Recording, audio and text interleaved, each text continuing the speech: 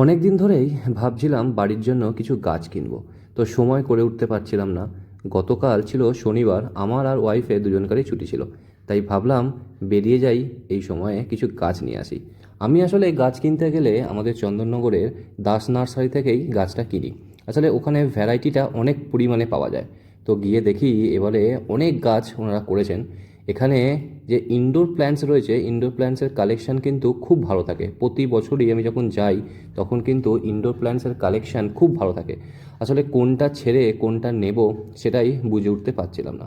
আসলে গাছ নিলে কি হয় বলুন তো, গাছ সত্যিই খুব ভালো লাগে বাড়িতে থাকলে, কিন্তু পরিচর্যার জোরে যদি মারা যায় তাহলে কিন্তু খুব কষ্ট হয় যে গাছটাকে বাঁচাতে পারলাম না।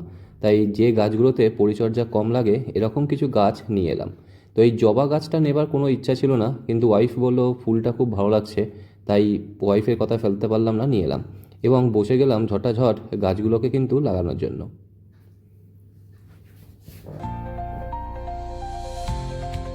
আমি বেসিক্যালি গাছগুলো যখন লাগাই তখন মাটির সাথে ভার্মি কম্পোস্টটাই ইউজ করে থাকি। অনেকে আরও বিভিন্ন রকম জিনিস ইউজ করে, কিন্তু আমি অত কিছু ইউজ করি না, আমি ভার্মি কম্পোস্টটাই ইউজ করি এবং দেখেছি ভার্মি কম্পোস্ট ইউজ করে আমি কিন্তু ভালো রেজাল্টই পেয়েছি। এবং 2 সপ্তাহ বা আরও কিছুদিন পর যখন গাছগুলো ভালোভাবে সেট আপ হয়ে যাবে টবের মধ্যে, তো মাটিটা খুঁড়ে আমি আরও কিছু ভার্মি কম্পোস্ট তখন ওখানে দিয়ে দেবো, তাহলে গাছগুলো ভালো পুষ্টি পাবে।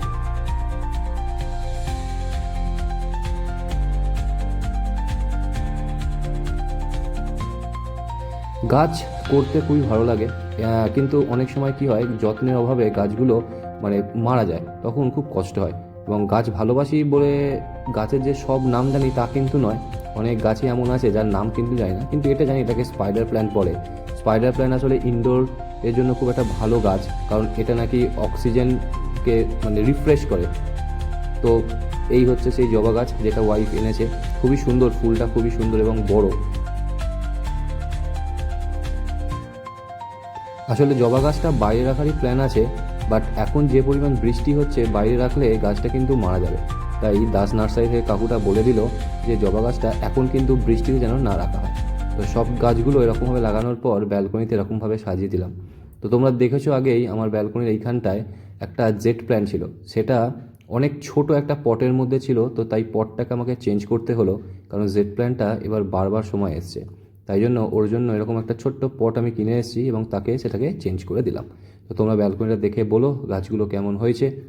আর তোমরা কেউ কি এই গাছগুলোর নাম জানো? তো এই নাম জেনে থাকো তাহলে কমেন্টস করতে ভুলো না কিন্তু।